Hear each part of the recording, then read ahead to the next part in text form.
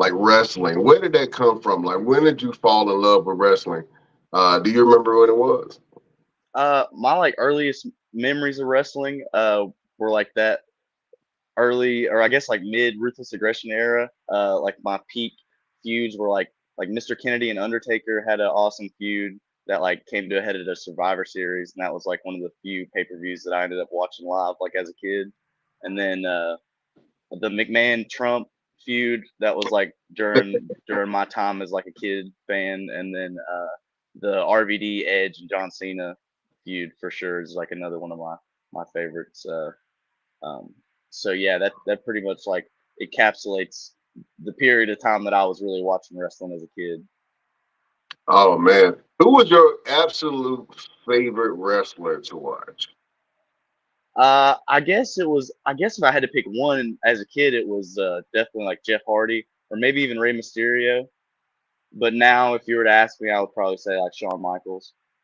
Mm, okay, hey man, those are some legendary names right there. I'm not mad at that. Yeah. All of those guys got some things in common. They're a little bit on the smaller stature, so is it a reason why you gravitate to wrestlers like that?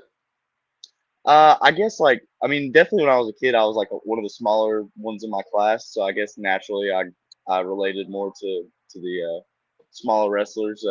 Now I definitely try my best to like close the gap as much as I can. You know, I try to hold myself accountable and trying to do what I need to do in the during the fitness and nutrition aspect side of things. But yeah, so yeah, I definitely related to those guys.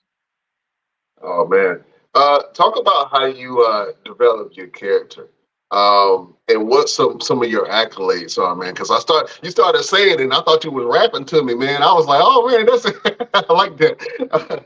Talk about how you developed your character. It's really just like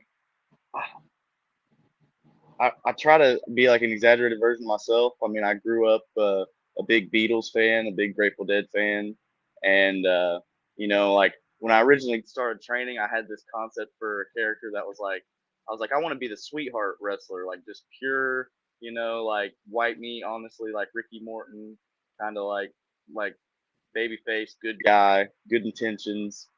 And then somebody ended up asking me. I don't remember if it could have been Casey King or Bobby Blaze, or it was somebody influential to me at the time, and they just asked me, "What kind of sweetheart are you?" And then I kind of thought it over, and I came to the conclusion that I'm the psychedelic sweetheart, and I'm here to love people through wrestling. And wrestling's like my platform for peace and love and all that good stuff. I love that, man. It almost reminds me of Dude Love a little bit. Yeah, yeah. He Yeah, he's more like a ladies' man, and I feel like Stephen Meeks tries to be that, but it's not as yeah. He's a lot better at picking up chicks than Stephen Meeks, I guess. oh man, all thing you got to do is splash that beard, man. Just Yeah, just do a couple of these. yeah, just a couple of those, man. You get all the ladies on you, brother. I got you. Oh man, that's awesome. Well, look, you got this thing going. It's almost a movement of the sort. Uh, I believe it's called Hug the World Tour. Yes. Oh man, talk about that and how that came about. Uh, I mean, I feel like everybody's kind of got their own little like tagline, uh, or or like agenda. I mean, any good character, whether it's in like film or in a book, like has a modus operandi. Like they got a goal. So I guess the goal is to love people through wrestling, and make them feel good and tell them good stories, and the hugs are kind of a part of that. It's like a way for me to connect with the fans, and it's like a way to make that connection and spread the love.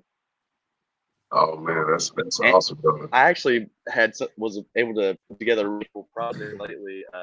There's an artist, musical artist by the name of Grateful Dave on Instagram. I came across his page through a sponsored ad, and we've actually Okay. like collabed, and we've like written a song together. So there's now a Hug the World song that you can stream on Spotify and iTunes, and that's going to be the new Stephen Meeks like entrance song. I get to use that for the first time this weekend in Maryland at Assault Wrestling Alliance. Oh man, Yeah. that's awesome, man. Uh, Listen, Best Damn Nation, we're gonna drop that song so you can hug the world on all of our platforms. I dig that. We're gonna play a little bit of that if we can for the people. We're gonna check you out, Mr. Steve Mix. That's cool, man. Hug the world. Oh man, Mr. Everything, you got some Yeah, words for your boy. absolutely, absolutely. So, Stephen, tell them about the transitions that you've gone through in terms of your character. You know, you and I, we've traveled a lot, and you've come to me for different advice. Tell them a little bit about when you first started with the character that you had versus the character that you currently run with now. I guess you could say I'm a little bit more comfortable in like my skin. I mean, I, I try to put in the work in regards, or like, I guess I should say, I try to invest in like the brand and the character and now I feel like compared to when we first met, I've just received a lot of confirmation, like in both like my spiritual journey and then like my journey with wrestling, like they really go together in a lot of ways. I feel wrestling in my heart, and I feel like more confident now. And I really like. It's almost like loving people through wrestling has really become real to me, especially over like the last couple months. And I've been able to like do better shows and work with people that have taught me a lot. And yeah, obviously get to like travel with you and stuff. But yeah, I think it's just the the comfort is more there, and it's like I'm more confident in like who Stephen Meeks is and how he reacts to things.